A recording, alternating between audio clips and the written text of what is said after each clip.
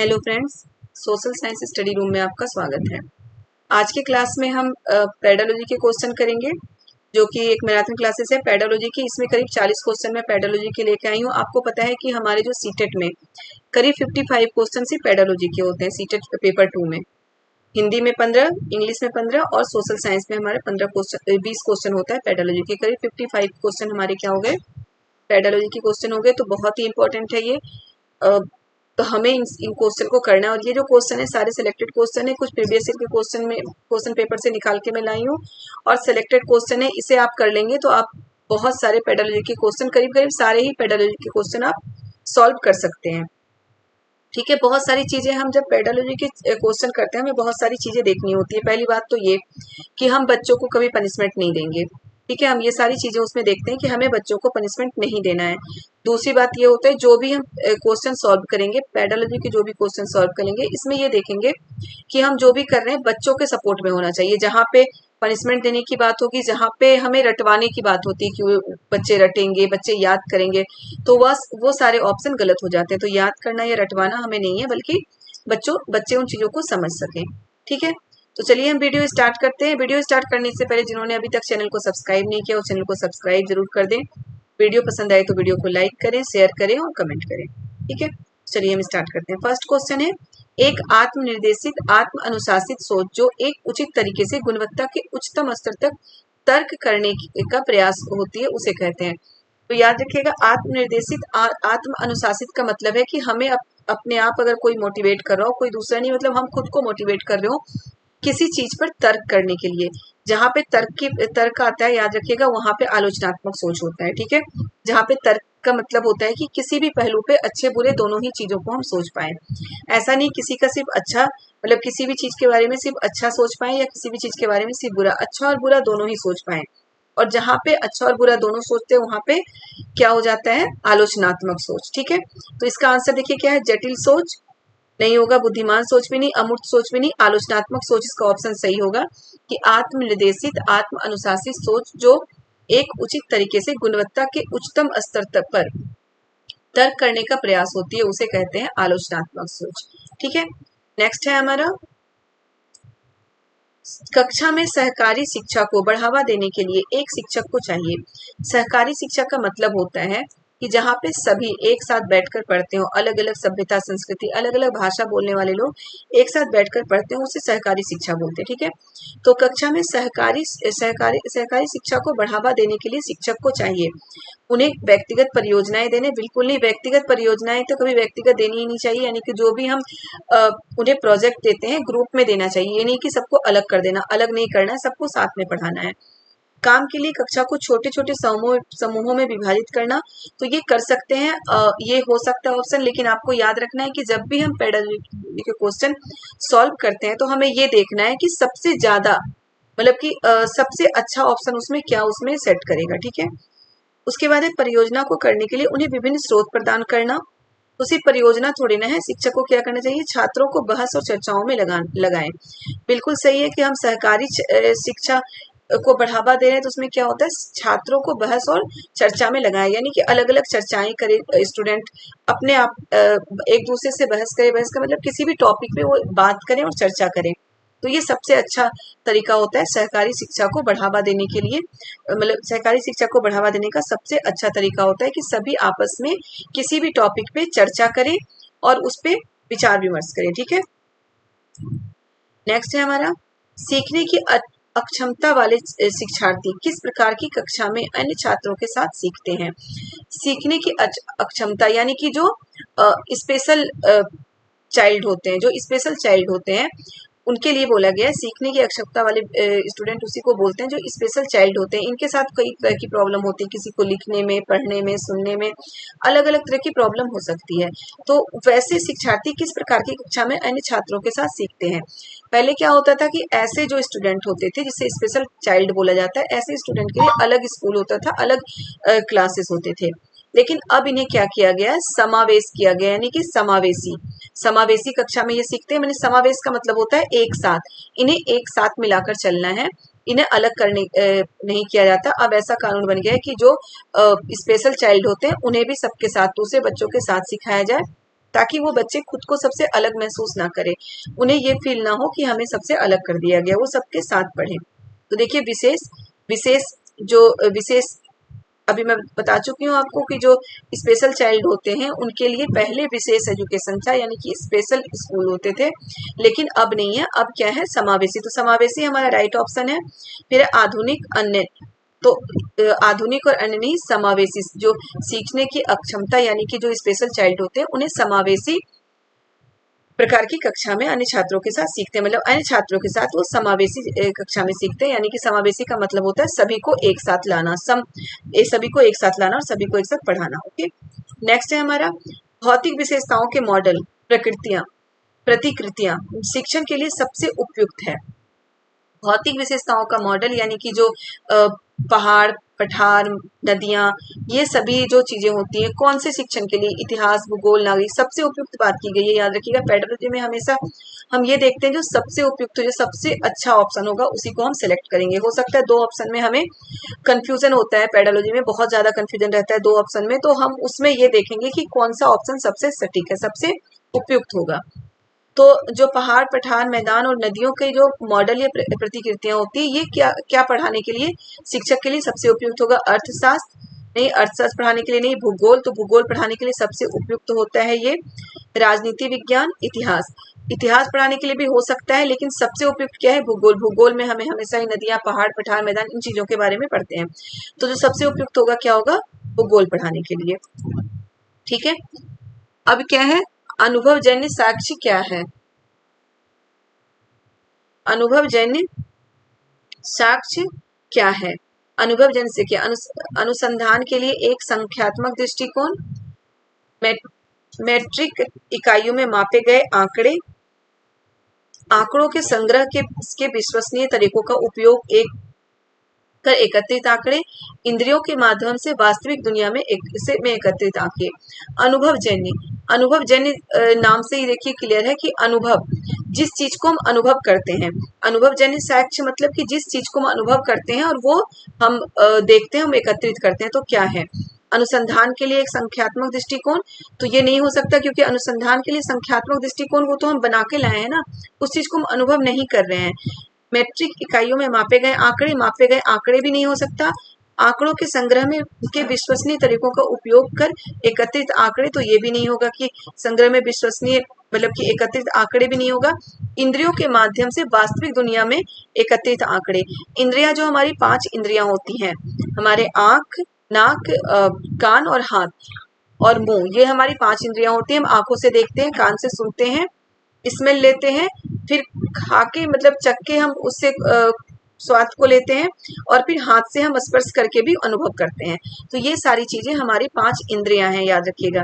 तो इन 5 इंद्रियों से हम जो वास्तविक दुनिया से आंकड़े एकत्रित करते हैं, मतलब ये 5 इंद्रियों में का मतलब क्या है, जो वास्तविक होता है, जो वास्तविक तरीके होते हैं, उससे जो वास्तविक होता है, इन 5 इंद्रियों से हमें उन्हीं चीजों का पता चलता है। तो इन चीजों से जो हम आंकड़े एकत्रित करते हैं वही होता है अनुभवजन्य आंकड़े। तो इंद्रियों के माध्यम से वास्तविक दुनिया में एकत्रित आंकड़ों को ही क्या बोलते हैं, अनुभवजन्य आंकड़े। ठीक है, अब देखिए नेक्स्ट आ गया हमारा, क्या है, दिए गए कथनों ए और बी को पढ़िए और सही उत्तर का चयन करिए। ओके, दिए गए कथन ए और बी क्या है। पहला, आलोचनात्मक सोच धारणाओं के निर्माण तथा विचारों के अनुप्रयोग और विस्तार को बढ़ावा देती है। क्या है, आलोचनात्मक सोच धारणाओं के निर्माण तथा विचारों के अनुप्रयोग और विस्तार को बढ़ावा देती है। बिल्कुल सही है। जो आलोचनात्मक सोच होती है, आलोचनात्मक सोच मैं ऊपर आपको बता चुकी हूँ कि अगर किसी भी चीज के बारे में, किसी भी टॉपिक के बारे में हम अच्छा और बुरा दोनों ही सोचते हैं, तो धारणाओं के निर्माण, तो बिल्कुल सही है, हम धारणा बना सकते हैं आलोचनात्मक सोच के थ्रू कि कोई अच्छा है या बुरा है। अगर हम किसी के बारे में सिर्फ अच्छा सोचते हैं तो क्या होगा, तो वो धारणा तो बनी बनाई है ना कि वो अच्छा ही है, लेकिन अच्छा और बुरा अगर हम दोनों ही सोचेंगे तब हमारी धारणा सही होगी कि अच्छा और बुरा है। और विचारों के अनुप्रयोग और विस्तार, यानी कि फिर हमारे दिमाग में बहुत सारे विचार आते हैं उस चीज को लेकर, तो इन चीजों को बढ़ावा देते थे। बिल्कुल सही है आलोचनात्मक सोच के बारे में। अब है, ये दूसरों के तर्कों और विश्वासों को समझने और मूल्यांकन करने में मदद नहीं करती है, तो ये गलत है, मदद करती है। ये दूसरों के क्या होता है, दूसरों के तर्कों और विश्वासों को समझने और मूल्यांकन करने में मदद करती है, ये सही है। ये भी हमारा सही है कि दूसरों को क्या होता है, तर्कों और मतलब कि ये सही है, तर्कों और विश्वासों को समझने में मदद करती है, लेकिन यहाँ पे नहीं वर्ड दिया गया है तो यहाँ पे ये गलत हो जाएगा कि तर्क दूसरों के विश्वासों और तर्कों को समझने में मदद करती है आलोचनात्मक सोच। ठीक है, तो ए असत्य और बी सत्य, यानी कि ए हमारा असत्य है, ए हमारा सही है और बी गलत है। तो ये ऑप्शन कहाँ पे, ये ऑप्शन नंबर 4 है हमारा कि ए सही है, बी गलत है। बी गलत क्यों है कि यहाँ पे नहीं वर्ड दिया गया है, बल्कि जबकि आलोचनात्मक सोच क्या होता है, दूसरों के तर्कों और विश्वासों को समझने और मूल्यांकन करने में मदद करती है। ठीक है, हमारा नेक्स्ट है, ये क्वेश्चन बेटा बहुत बार आ चुका है, इंपॉर्टेंट है, इसलिए मैं इसको फिर से बता रही हूँ आपको कि उच्च प्राथमिक स्तर पर सामाजिक विज्ञान में शामिल है। उच्च प्राथमिक स्तर यानी कि जब हम 9th-10th में पढ़ते हैं तो हमारे सामाजिक विज्ञान में, सोशल साइंस में आप क्या क्या पढ़ते हैं, हिस्ट्री, ज्योग्राफी, इकोनॉमिक्स और हिस्ट्री, ज्योग्राफी, सिविक्स मतलब पॉलिटी और इकोनॉमिक्स, हम 4 सब्जेक्ट पढ़ते हैं। ठीक है, ये 4 याद रखिएगा, हिस्ट्री, ज्योग्राफी, पॉलिटी और इकोनॉमिक्स पढ़ते हैं हम उच्च प्राथमिक स्तर पर। क्या है, इतिहास, भूगोल, अर्थशास्त्र, समाजशास्त्र। समाजशास्त्र आ गया तो ये हमारा ऑप्शन गलत हो जाएगा। ठीक है, इतिहास, भूगोल, राजनीति शास्त्र, अर्थशास्त्र, ये बिल्कुल सही ऑप्शन है हमारा, इतिहास, भूगोल, राजनीति शास्त्र, अर्थशास्त्र, मतलब कि हिस्ट्री, ज्योग्राफी, पॉलिटी और इकोनॉमिक्स। हम देखिए, हम आगे के ऑप्शन भी देखते हैं, इतिहास, भूगोल, राजनीति विज्ञान, समाजशास्त्र। फिर यहाँ पे समाजशास्त्र की बात की गई है तो ये नहीं होगा। फिर है इतिहास, भूगोल, राजनीति विज्ञान, मनोविज्ञान। मनोविज्ञान भी हम नहीं पढ़ते उच्च प्राथमिक स्तर पर। ठीक है, ऑप्शन नंबर 2 हमारा सही होगा, इतिहास, भूगोल, राजनीति विज्ञान, अर्थशास्त्र, यानी कि हिस्ट्री, ज्योग्राफी, पॉलिटी और इकोनॉमिक्स। ओके, नेक्स्ट क्वेश्चन देखिए, क्वेश्चन थोड़ा ब्लर हो गया है, पढ़ के सुना रही हूँ मैं आपको। इतिहास शिक्षण का उद्देश्य केंद्रित होना चाहिए। जब हम इतिहास पढ़ाते हैं बच्चों को तो हमारा क्या उद्देश्य होना चाहिए। ओके, तो देखिए क्या है, भूतकाल में यह कैसे घटित हुआ ये याद करना। मैं आपको पहले ही बता चुकी हूँ, जहाँ याद करना, रटना ये शब्द आए तो वो ऑप्शन सबसे पहले आप गलत कर दीजिएगा कि ये तो होगा ही नहीं। ओके, उन मुद्दों की पहचान करना जो वर्तमान में प्रासंगिक है, बिल्कुल सही है, उन मुद्दों की पहचान करना जो वर्तमान में प्रासंगिक है, यानी कि पास्ट से फ्यूचर को, पास्ट से प्रेजेंट को जोड़ना। इतिहास शिक्षण का उद्देश्य यही होता है कि पास्ट से प्रेजेंट को जोड़ना, कि अभी भी जो हो रहा है अभी भी प्रासंगिक है, अभी भी जो पढ़ने लायक है, उन मुद्दों को हम पहचान करेंगे, उन मुद्दों को हम पढ़ेंगे। और भी हम ऑप्शन देख लेते हैं, अधिगमकर्ताओं में क्रियात्मक क्षमता विकसित करना, ये भी नहीं होगा। भूतकाल में क्या घटित हुआ ये बताना, तो सिर्फ इससे थोड़ी ना कि भूतकाल में ये हुआ, ऐसे था, ये नहीं, अभी से उसे मतलब कि हम जोड़ के पढ़ते हैं प्रेजेंट में। ठीक है, नेक्स्ट हमारा देखते हैं क्वेश्चन क्या है, समसामयिक मुद्दों को सामाजिक विज्ञान की कक्षा में लाने के क्या उद्देश्य होने चाहिए। समसामयिक मुद्दों को सामाजिक विज्ञान की कक्षा में लाने के क्या उद्देश्य होने चाहिए। समसामयिक मतलब कि समाज से रिलेटेड मुद्दों को सामाजिक विज्ञान में, मतलब सामाजिक मुद्दों को सामाजिक विज्ञान की कक्षा में क्यों लाना चाहिए। पहला क्या है, देश से जुड़े मुद्दों के प्रति रुचि को बढ़ावा देने के लिए, बिल्कुल सही है, देश से जुड़े मुद्दों के प्रति रुचि को बढ़ावा देना चाहिए।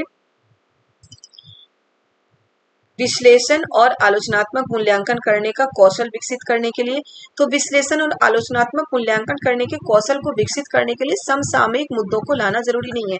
ये हमारे सोशल साइंस पढ़ाने का, सामाजिक विज्ञान पढ़ाने का उद्देश्य जरूर है कि विश्लेषण और आलोचनात्मक मूल्यांकन करने का कौशल विकसित करना, ये बिल्कुल है, लेकिन यहाँ पे समसामयिक मुद्दा दिया गया है तो उसके लिए जरूरी नहीं है, तो ये हमारा ऑप्शन गलत है। फिर सनसनीखेज खबर मुहैया कराकर विषय के प्रति रुचि पैदा करना। ठीक है, सनसनीखेज खबर मुहैया कराकर विषय के प्रति रुचि पैदा करना, ये भी है समसामयिक मुद्दा, यानी कि जो अभी चल रहा है, जो अभी समसामयिक मुद्दा क्या होता है, इसे करंट अफेयर हम बोलते हैं। ओके, तो इसे सामाजिक विज्ञान में ऐड किया गया है कि सनसनीखेज खबर को मुहैया कराकर विषय के प्रति, मतलब तो विषय और टॉपिक के प्रति रुचि डेवलप करना है। तो रुचि तो हमें डेवलप करना ही, इंटरेस्ट तो हमें बच्चों का डेवलप करना ही है। फिर है विद्यालय के परिसर के अधिगम और विद्यालय के बाहर की दुनिया को जोड़ने के में अधिगमकर्ता की मदद करना, तो ये भी सही है कि विद्यालय के परिसर और विद्यालय के बाहर के जो दुनिया है दोनों को जोड़कर पढ़ाना। तो ये होता है हमारा समसामयिक मुद्दा, कि हम किस तरीके से, समसामयिक मुद्दा का मतलब होता है करंट अफेयर को हम कैसे सामाजिक विज्ञान की कक्षा में लाने का क्या उद्देश्य है। तो ये सारे उद्देश्य है कि देश से जुड़े मुद्दों में रुचि बढ़ाना चाहिए।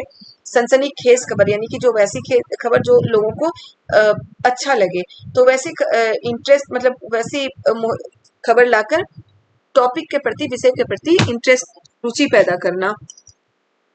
ठीक है, तो हमारा कौन क्या है, ऑप्शन नंबर ए, सी और डी सही है। तो ऑप्शन नंबर ए, सी और डी हमारा सही है, ऑप्शन नंबर 2।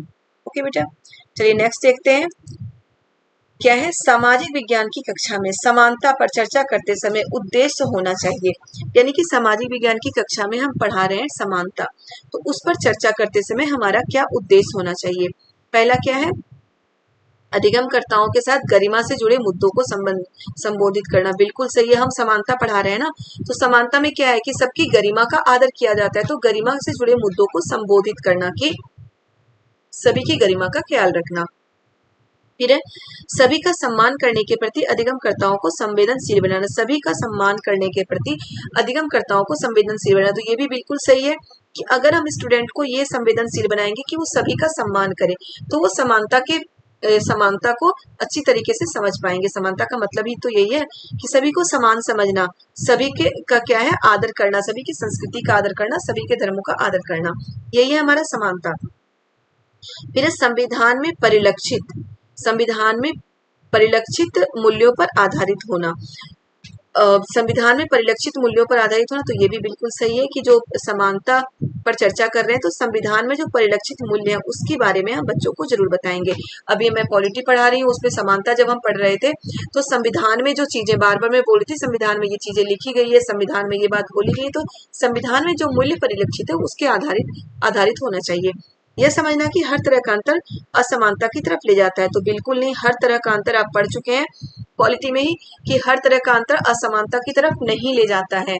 कभी कोई क्या होता है कि विविधता अलग है, असमानता अलग है, तो हर तरह का अंतर असमानता की तरफ नहीं ले जा सकता है, तो डी हमारा गलत है। बेटा मैं आपको बार बार ये चीज बता चुकी हूँ कि जब हम पॉलिटी पढ़ते हैं, तो हमारे पॉलिटी में क्या होता है कि बहुत सारे क्वेश्चन जो पेडालॉजी के क्वेश्चन होते हैं वो पॉलिटी से ही आते हैं, तो याद रखिएगा। तो ये भी देखिए पेडालॉजी के क्वेश्चन है लेकिन पॉलिटी से रिलेटेड है, तो पॉलिटी भी बहुत जरूरी है, उसे हमें पढ़ना है बहुत अच्छे से समझ के।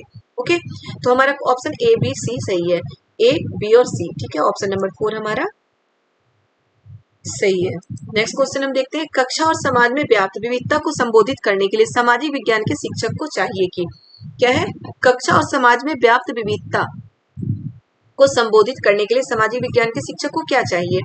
क्या है, विभिन्न संस्कृतियों से जुड़े उदाहरणों को कक्षा की चर्चा में शामिल करना। बिल्कुल सही है, जो विभिन्न संस्कृतियों से जुड़े उदाहरण होते हैं उसको कक्षा में शामिल करना, कि क्लास में उन चीजों को ऐड करना, तभी तो विविधता के बारे में लोगों को पता चलेगा। विविधता का मतलब क्या होता है, विविधता में एकता, ये किसका कथन था, ये आप मुझे बताएंगे कमेंट में, क्योंकि ये मैं आपको बता चुकी हूँ पॉलिटी पढ़ाते हुए कि विविधता में एकता, ये जो सेंटेंस है ये किसने कहा था, ठीक है। उसके बाद यहाँ पे क्या है, विविधता को संबोधित करने के लिए सामाजिक विज्ञान के शिक्षक को क्या करना चाहिए, तो विभिन्न संस्कृतियों से जुड़े उदाहरणों को कक्षा की चर्चा में शामिल करना, तो बिल्कुल सही है। विविधता का मतलब क्या है कि अलग अलग संस्कृति, अलग अलग समुदाय के लोग एक साथ रहते हो, उसी को विविधता कहते हैं, ठीक है। मतलब वहां पे असमानता, विविधता का मतलब कभी भी असमानता या भेदभाव नहीं है। विविधता एक अलग चीज है कि अलग अलग संस्कृति, अलग अलग भाषा बोलने वाले लोग भी एक साथ रह रहे हैं, उसे विविधता कहते हैं। नेक्स्ट है, केवल उन्हीं उदाहरणों को लेना जो अधिकांश बहुमत के लिए प्रासंगिक हो, तो ये बिल्कुल गलत है। केवल उन्हीं उदाहरणों को हमें कक्षा में नहीं पढ़ाना है जो बहुसंख्यक के लिए, बहुमत के लिए सही हो, बल्कि हमें सारे ही उदाहरणों को लेना है।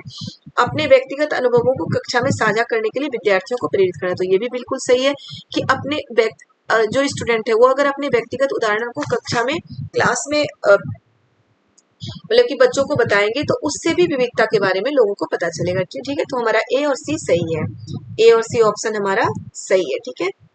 नेक्स्ट हम देखते हैं, क्या है, सामाजिक विज्ञान में आकलन को बल देना चाहिए। सामाजिक विज्ञान में आकलन को बल देना चाहिए, क्या है, अधिगमकर्ताओं की कक्षा में लेखन की क्षमता को जांचना।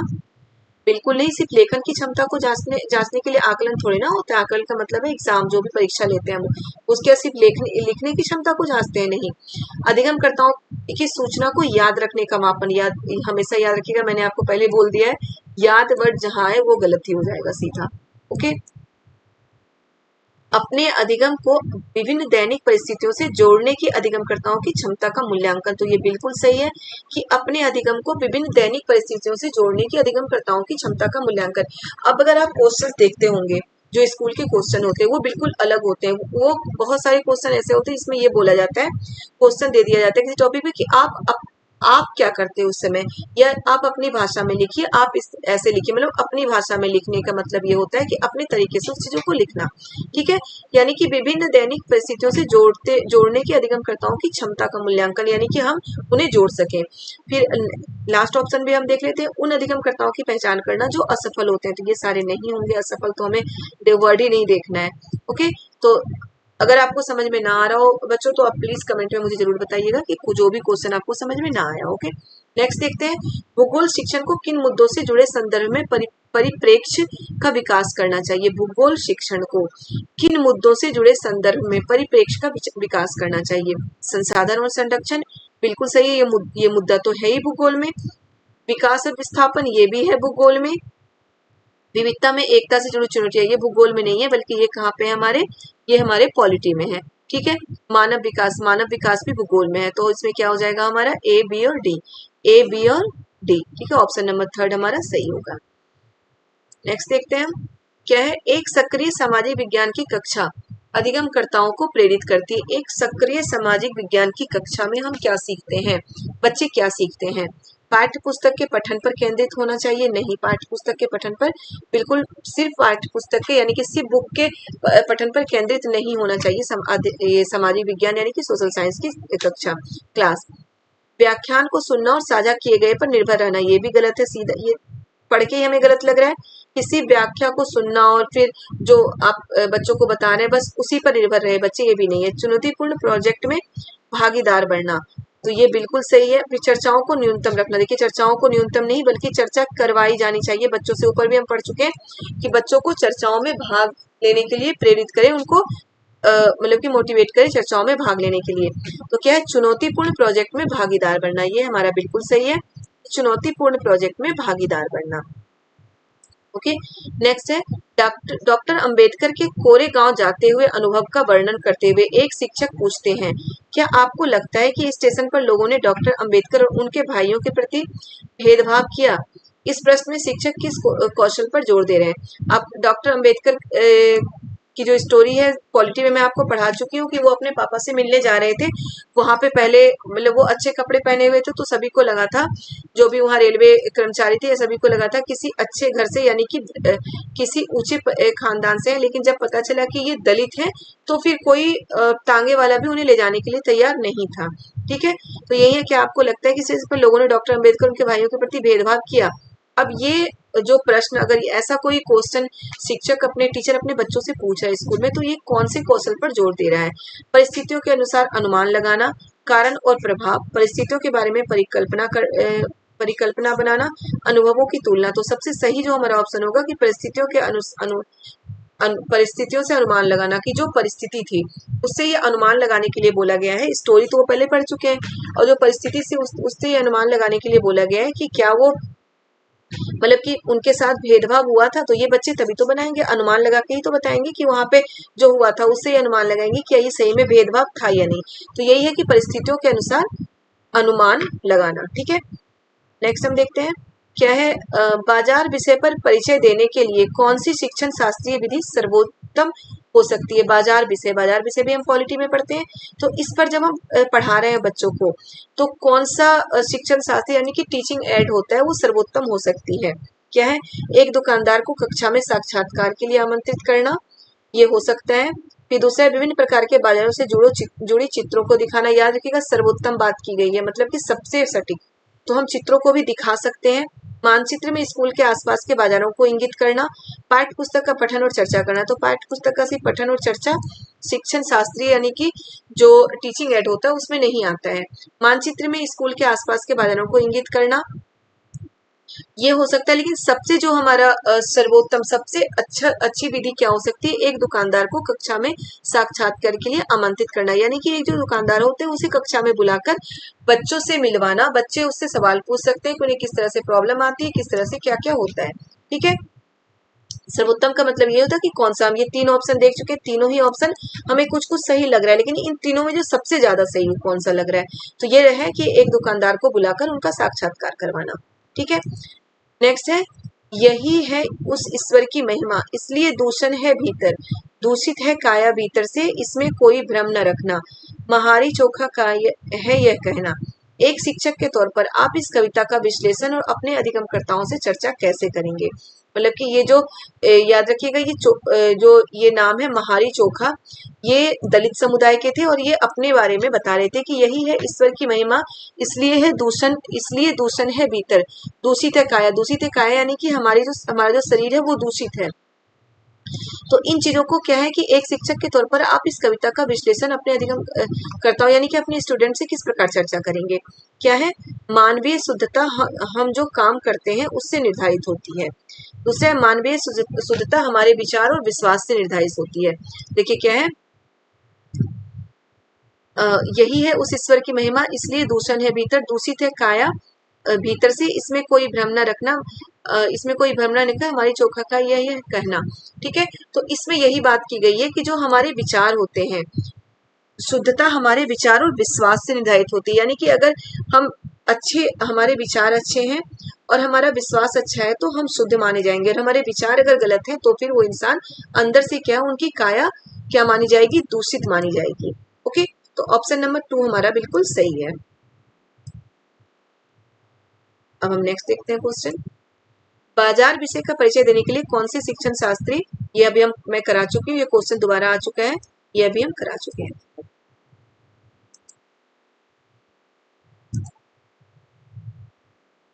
ये भी दोबारा आ चुका है क्वेश्चन, ये रिपीटेड क्वेश्चन आ गया है।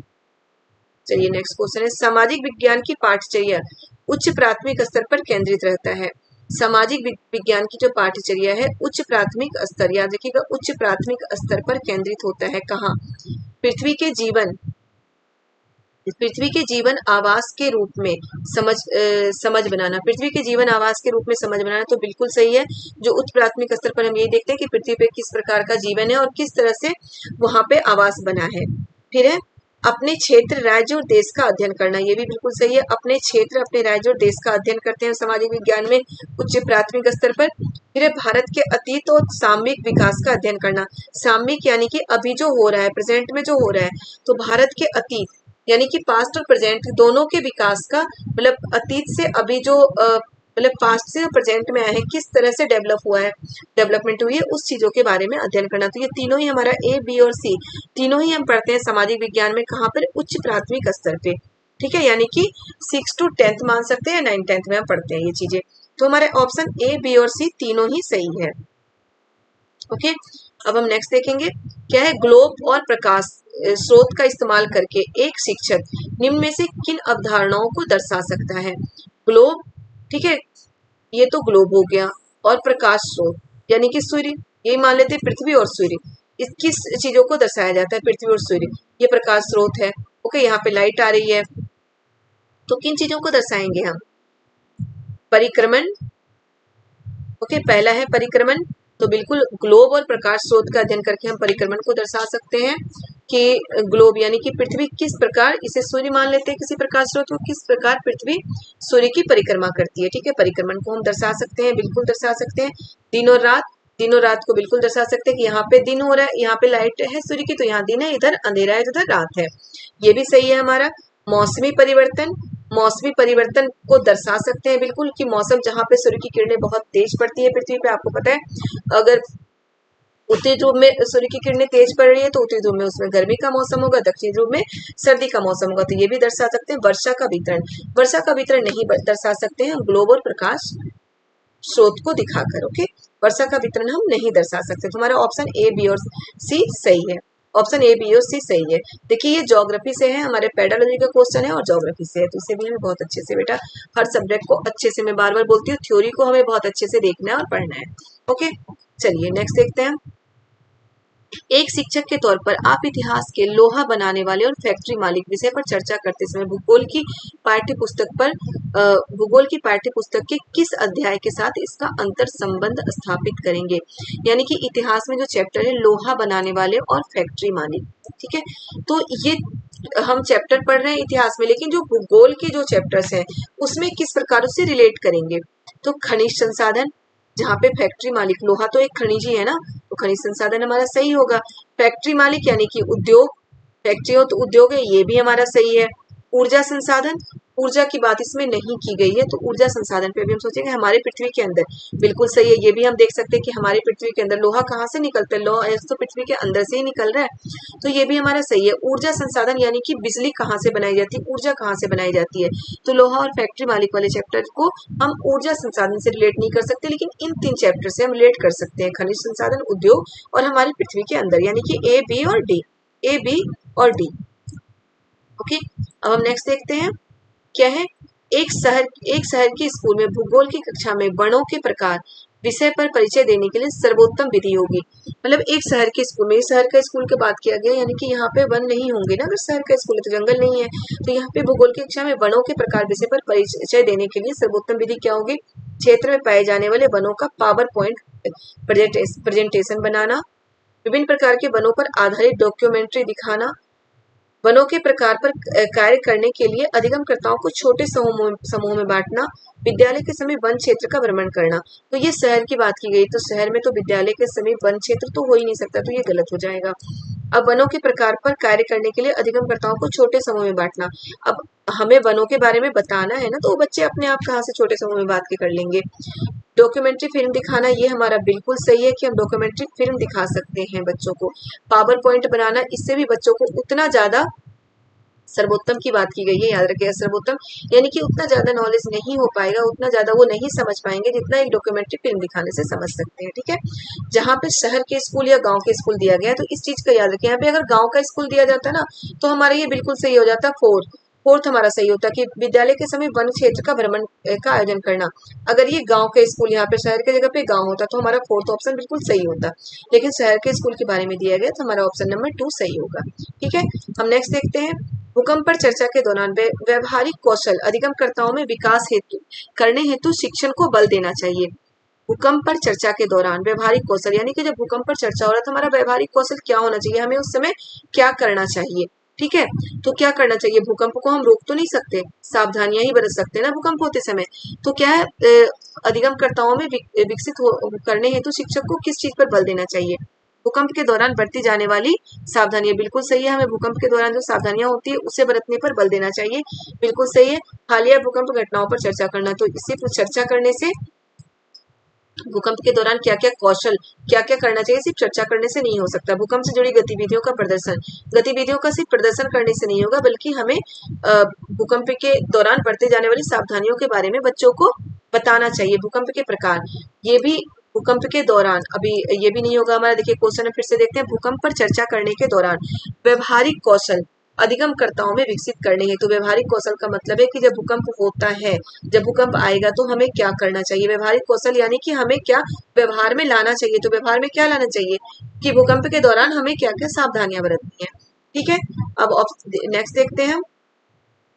निम्नलिखित कथनों को पढ़िए तथा सही विकल्प का चयन कीजिए। क्या पहला, विद्यार्थियों को चित्रों के द्वारा दुनिया के अलग अलग क्षेत्रों की भिन्न भिन्न प्रकार की वनस्पतियों के बारे में समझाने हेतु कतरन यानी कि स्क्रैप बुक एक कारगर तरीका है। ठीक है, क्या है, विद्यार्थियों को चित्रों के दौरान दुनिया के अलग अलग क्षेत्रों की विभिन्न प्रकार की वनस्पतियों के बारे में समझाने हेतु स्क्रैप बुक एक कारगर तरीका है। तो बिल्कुल सही है, स्क्रैप बुक से हम बच्चों को बता सकते हैं, क्योंकि हम पूरी दुनिया के जंगलों का भ्रमण तो बच्चों को नहीं करा सकते ना, तो हम स्क्रैप बुक बच्चों से बनवा सकते हैं कि अलग अलग वनस्पतियों के बारे में स्क्रैप बुक को बना ले। दूसरा है एक कतरन यानी कि एक स्क्रैप बुक का मूल्यांकन उसमें इस्तेमाल विभिन्न सामग्रियों के मूल्यांकन के आधार पर ही किया जाना चाहिए। मूल्यांकन की तो बात ही नहीं की गई है, ये दोनों ये गलत है कि जो स्क्रैप बुक का मूल्यांकन क्या होता है कि उनमें विभिन्न सामग्रियों के मूल्य के आधार पर, यानी कि जो उसमें सामान वो लगाए हैं बच्चे, उनकी जो कॉस्ट होते हैं, जो मूल्य होते हैं, उसके आधार पर उन्हें नंबर देना चाहिए। तो ये बिल्कुल भी गलत है। ओके, तो हम मूल्य के आधार पर नंबर तो बच्चों को नहीं दे सकते हैं, तो ये बिल्कुल भी गलत है। तो ए हमारा सही है और बी गलत है। ठीक है, ए सही है परंतु बी गलत है। ऑप्शन नंबर 1 हमारा सही है। चलिए नेक्स्ट देखते हैं। मूल्यांकन संबंधी निम्नलिखित प्रश्न पर विचार कीजिए। क्या है, एक लोकतांत्रिक देश को संविधान की जरूरत क्यों होती है। मूल्यांकन संबंधी प्रश्न है, तो एक लोकतांत्रिक देश को संविधान की जरूरत क्यों होती है? निम्नलिखित में से कौन सा उत्तर दर्शाता है कि विद्यार्थी को प्रश्न को समझा नहीं है? अब क्या है कि ये क्वेश्चन पूछा गया है टीचर से, टीचर ठीक है मूल्यांकन कर रहे हैं, ये क्वेश्चन पूछ रहे हैं बच्चों से कि एक लोकतांत्रिक देश को संविधान की जरूरत क्यों होती है। ठीक है, अब कौन सा इसमें क्या है कि कौन सा उत्तर कौन सा आंसर ये बता रहा है कि जो स्टूडेंट है वो क्वेश्चन को समझ ही नहीं पाए हैं। पहला क्या है, विद्यार्थी सी क्या कर रहा है, संविधान ये सुनिश्चित करता है कि कोई प्रबल समूह अशक्त समूह पर अपनी शक्ति का प्रयोग ना करे। क्वेश्चन हम फिर से पढ़ते हैं, एक लोकतांत्रिक देश को संविधान की जरूरत क्यों होती थी? ये बिल्कुल सही है। इसका मतलब ये है कि वो बच्चा क्वेश्चन को समझ चुका है, क्योंकि वो बता रहा है कि क्या होता है कि कोई भी प्रबल समूह यानी कि शक्तिशाली समूह कमजोर समूह पर अपनी शक्ति का प्रयोग ना करे। दूसरा है, संविधान हमें एक नियमावली देता है जिसके आधार पर एक देश का शासन किया जाता है। सही है, संविधान हमें नियमावली देता है सिर्फ इसलिए कि देश का शासन करने के लिए, तो ये थोड़ा सा हमें लग रहा है, लेकिन हम आगे भी देखते हैं। संविधान में वो नियम समाविष्ट हैं जो सुनिश्चित करते हैं कि अल्पसंख्यक उस किसी भी चीज से वर्जित ना हो जो बहुसंख्यक को नित्य उपलब्ध होता है, ये भी बिल्कुल सही है। लोकतांत्रिक देश की बात की गई है ना कि एक लोकतांत्रिक देश को संविधान की जरूरत क्यों होती है। फिर क्या है, संविधान नेक्स्ट है, संविधान उन नियमों को पेश करता है जो हमारे राजनीतिक नेताओं द्वारा सत्ता के दुरुपयोग की रक्षा करता है। तो ये भी सही है, ये तीनों ही स्टूडेंट सही है, लेकिन ये जो है कि जो स्टूडेंट नंबर बी जो मतलब 2 है, वो क्या है, संविधान हमें एक नियमावली देता है जिसके आधार पर एक देश का शासन किया जाता है। तो ये हमारा ऑप्शन गलत होगी, मतलब कि ये गलत है। ऐसा लग रहा है कि इस बच्चे ने क्वेश्चन को समझा ही नहीं। इसमें तो क्या बोला गया कि लोकतांत्रिक देश को संविधान की जरूरत क्यों होती है? लोकतांत्रिक देश को संविधान की जरूरत क्यों होती है? कि सभी को समान अधिकार मिले, इसलिए होती है ना। तो ये जो बच्चा ये क्वेश्चन को नहीं समझ पाया। ओके, नेक्स्ट है, एक शिक्षिका अपनी पाठ योजना के लिए अपेक्षित अधिगम उद्देश्य इस प्रकार लिखती है, विद्यार्थी साप्ताहिक बाजार की तुलना शॉपिंग कॉम्प्लेक्स के साथ करने में सक्षम होंगे। ओके, इस उद्देश्य के लिए विद्यार्थी को प्रदर्शित करने की आवश्यकता होगी। क्या? अनुप्रयोग, समझ, विश्लेषण, ज्ञान। तो क्या विश्लेषण प्रदर्शित करने की आवश्यकता होगी, यानी कि दोनों में तुलना करेंगे ना वो, विद्यार्थी साप्ताहिक बाजार और शॉपिंग कॉम्प्लेक्स के साथ क्या है, विद्यार्थी साप्ताहिक बाजार की तुलना शॉपिंग कॉम्प्लेक्स के साथ करने में सक्षम होंगे। विश्लेषण यानी कि उनकी तुलना करने में सक्षम होंगे। तो यहाँ पे हमारा उस देश के लिए विद्यार्थियों को अपना विश्लेषण प्रदर्शित करने की आवश्यकता होगी कि वो विश्लेषण कर पाएंगे। ओके, अनुप्रयोग का मतलब क्या है कि उस चीज को वो प्रयोग कर पाएंगे। समझ यानी कि उनको समझ हो गया, वो समझ विकसित हो गई। ज्ञान यानी कि उनको ज्ञान हो गया कि हाँ, शॉपिंग कॉम्प्लेक्स साप्ताहिक बाजार से ज्यादा महंगा होता है। ओके, नेक्स्ट देखते हैं क्या है, विद्यार्थियों को कि भारतीय संघवाद की समझ व सराहना की जांच के लिए निम्नलिखित में से कौन सा मूल्यांकन प्रश्न सर्वाधिक उपयुक्त है? अब विद्यार्थियों के लिए संघवाद की समझ व सराहना की जांच के लिए कौन सा प्रश्न सबसे उपयुक्त आपको लगेगा? देखिए क्या है, पहला, राज्य के 3 अंगों विधायिका, कार्यपालिका और न्यायपालिका पर संक्षिप्त विवरण कीजिए। क्वेश्चन देना है हमें विद्यार्थियों को ये समझने के लिए कि वो संघवाद की समझ उनमें विकसित हो पाई है या नहीं। संघवाद की समझ वो सराहना की जांच करने के लिए, यानी कि उनपे विकसित हो पाई है या नहीं संघवाद की समझ। ठीक है, तो पहला क्वेश्चन क्या है, राज्य के 3 अंगों विधायिका, कार्यपालिका और न्यायपालिका पर संक्षिप्त विवरण लिखना। तो राज्य के संघवाद क्या होता है? संघवाद याद रखिएगा, मैं बता चुकी हूँ आपको पॉलिटी में कि संघवाद हमारा क्या होता है कि हमारे जो सरकार के स्तर हैं, सरकार का 2 या 2 से ज्यादा स्तर, यानी कि 1 से ज्यादा स्तर की सरकार का मतलब होता है संघवाद, जहाँ पे 1 से ज्यादा स्तर की सरकार होती है। ठीक है, दूसरा क्या है क्वेश्चन, शासन व्यवस्था के 3 स्तर होते हैं, उनके कार्य क्या है? अब शासन व्यवस्था के 3 स्तर होते हैं, तो टीचर खुद बता रही है, उनके कार्य क्या है? तो ये क्या है, समझ को मतलब कि उनके कॉन्सेप्ट को क्लियर करना है, तो उनके कार्य क्या है? तो कार्य तो वो रट के बताएगा ना, वो समझ थोड़ी ना विकसित हो रही है इसमें, ये भी नहीं होगा। आपके विचार में क्या होता यदि हमारी राज्य और स्थानीय शासन व्यवस्था नहीं होती और सभी फैसले केंद्र से लिए जाते? तो ये बिल्कुल सही ऑप्शन है कि आपके विचार में क्या होता। उनकी समझ पूछ रहे ना कि आपके विचार में क्या होता। याद रखिएगा, ऐसे ही क्वेश्चन बेटा आजकल आते हैं जो छोटे बच्चों यानी कि जो 6 to 10th 11th 12th में भी इस तरह के क्वेश्चन ज्यादा आते हैं कि आपके विचार से क्या होता है, ये वर्ड होता है। इसका मतलब ये होता है कि बच्चे में कितनी समझ विकसित हुई है, बच्चा कितना समझ पाया है चीजों को। संघवाद को परिभाषित किए, तो ये भी उसकी समझ को विकसित नहीं कर रहा है। ठीक है, ऑप्शन नंबर 3 हमारा सही है। अब हमारा नेक्स्ट है क्वेश्चन क्या, शासन व्यवस्था के विषय पर कक्षा लेते समय विद्यार्थियों में सामाजिक जागरूकता और आलोचनात्मक विचार कौशल दोनों विकसित करने के लिए निम्नलिखित में से किस प्रश्न को पूछा जा सकता है? क्या है? शासन व्यवस्था। बेटा ये क्वेश्चंस में सारे सिलेक्टेड क्वेश्चन लेके आई हूँ, याद रखिएगा। बिल्कुल सिलेक्ट करके अच्छे अच्छे क्वेश्चन निकाल के लाई हूँ, ताकि ये आपको बड़े बड़े क्वेश्चन लग रहे होंगे, लेकिन ऐसे क्वेश्चन अब आते हैं, इसलिए इन क्वेश्चन को बहुत अच्छे से समझिए, आप समझिए और करिए। क्या है? शासन व्यवस्था के विषय पर कक्षा लेते समय विद्यार्थियों में सामाजिक जागरूकता और आलोचनात्मक विचार कौशल दोनों विकसित करने के लिए निम्नलिखित में से किस प्रश्न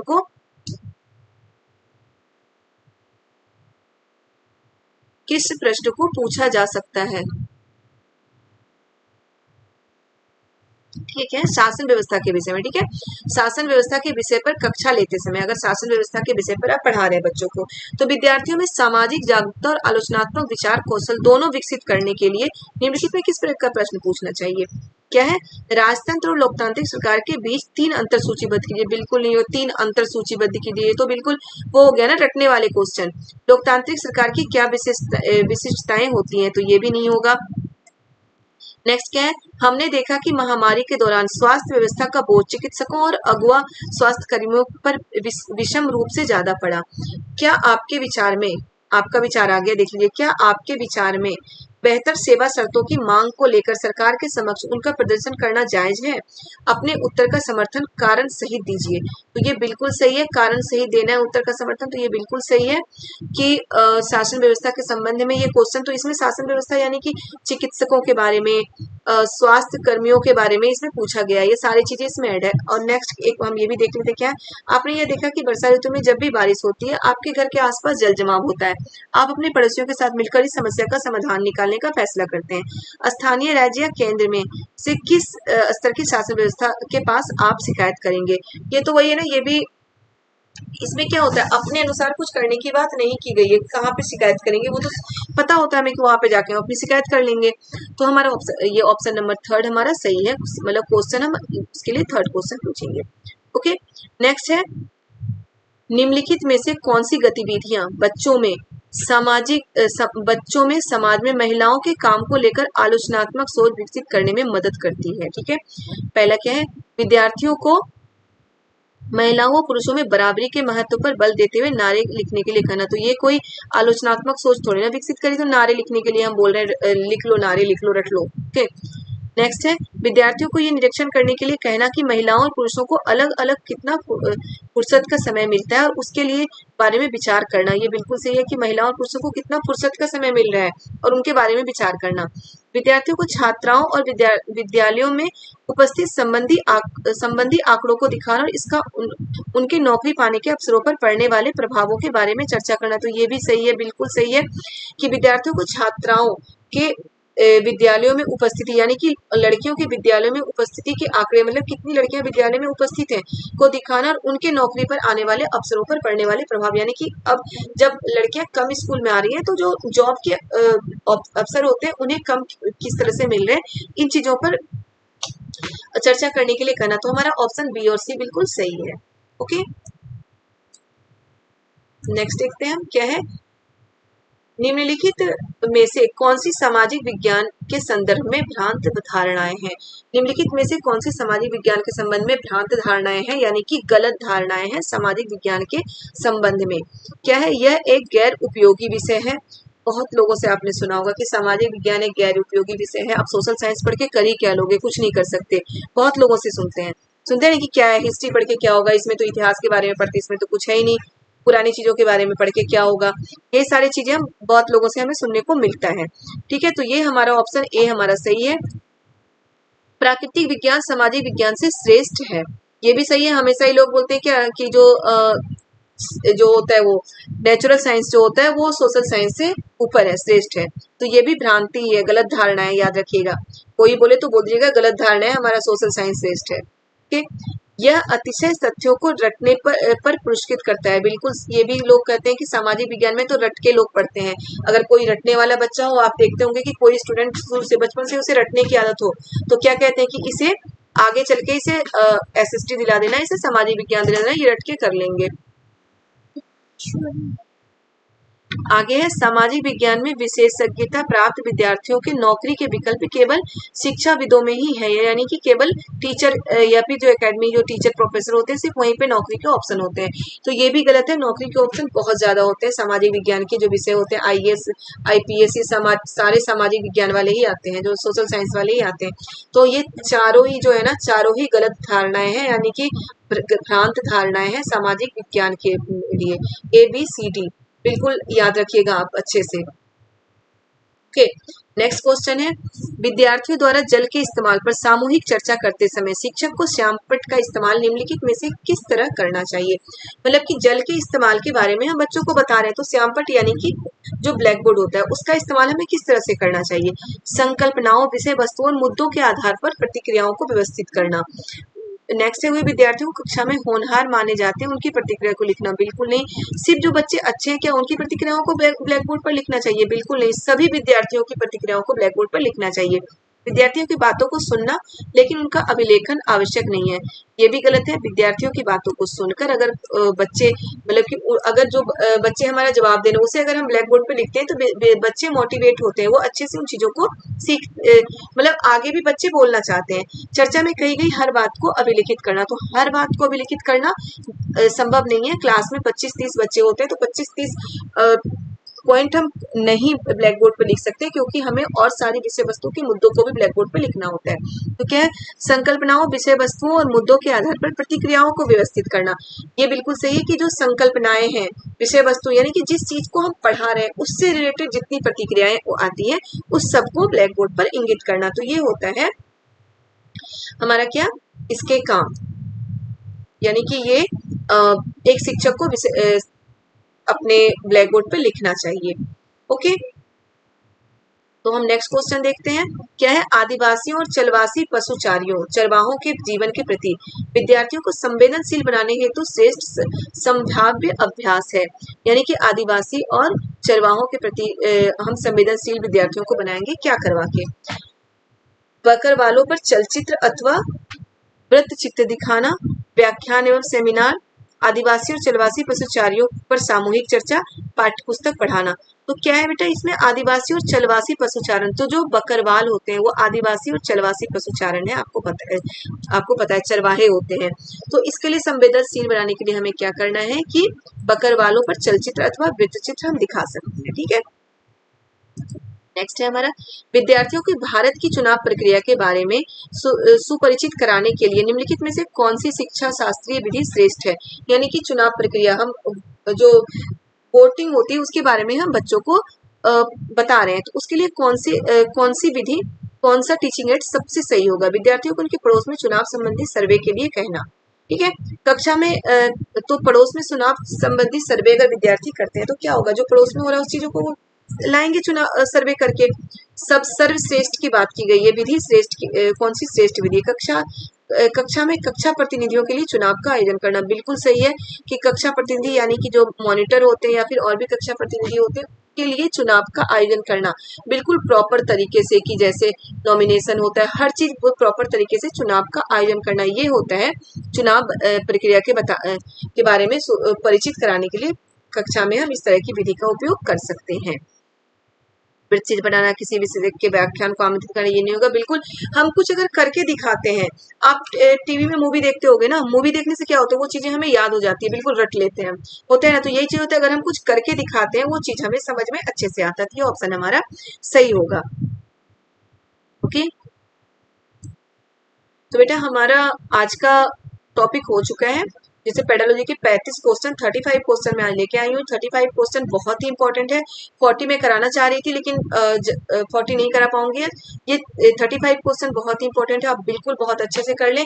नेक्स्ट वीडियो अभी मैं पेडालॉजी के 1-2 और वीडियो लाऊंगी जिसमें पेडालॉजी के क्वेश्चन होंगे। बहुत सारे सिलेक्टेड क्वेश्चन ही मैं ला रही हूँ, हर तरीके के क्वेश्चन जो बार बार रिपीटेड होते हैं, वैसे क्वेश्चन जो रिपीटेड होते आए हैं वैसे क्वेश्चन मैं ला रही हूँ। तो आगे भी मैं अभी हर दूसरे दिन एक पेडालॉजी के वीडियो जरूर अपलोड करूंगी, तो उसे आप जरूर देखते रहें। ठीक है, बहुत कुछ आपका कवर हो जाएगा अगर हर दूसरे दिन मेरे पेडालॉजी के वीडियो आप देखते रहें तो। और साथ के साथ जो प्रीवियस ईयर के क्वेश्चन पेपर है उसमें भी जो सिलेक्टेड क्वेश्चन जो बार बार रिपीटेड है उसे भी मैं लेके आऊंगी, इंपॉर्टेंट क्वेश्चन के भी वीडियो में बनाऊंगी। और अभी जो ये हमारा है पॉलिटी के 2-3 चैप्टर हमारे रह गए हैं, वरना मैं थ्योरी के सारे ही पार्ट आपको करा चुकी हूँ। पॉलिटी के बस 2-3 चैप्टर हमारा रह गया है, तो वो चैप्टर भी मैं 1-2 दिन में, क्योंकि अब हमारे पास टाइम ही नहीं है, 5 दिन का टाइम है मुश्किल से, 1-2 दिन में मैं करा के खत्म कराऊंगी। और हमारा रिवीजन वर्क चलता रहेगा बिल्कुल 6 तारीख तक। 7 को एग्जाम है, 6 तारीख तक। और मैं आपको हमेशा ही बता चुकी हूँ कि जो एग्जाम के एक दिन पहले बिल्कुल टेंशन फ्री रहना, आपको कोई नया चीज नहीं पढ़ना उसके एक दिन पहले। पहले आपको जितना पढ़ना है पढ़ लो, एक दिन पहले बिल्कुल टेंशन फ्री रह के हमें एग्जाम देने जाना है। कोई टेंशन नहीं लेना कि हमने क्या पढ़ा नहीं पढ़ा, हमारा क्या है। ओके, ठीक है बच्चों। तो हमारा ये वीडियो अभी तक, प्लीज जिन्होंने चैनल को सब्सक्राइब नहीं किया, चैनल को सब्सक्राइब जरूर कर दे, वीडियो को लाइक करें, ज्यादा से ज्यादा शेयर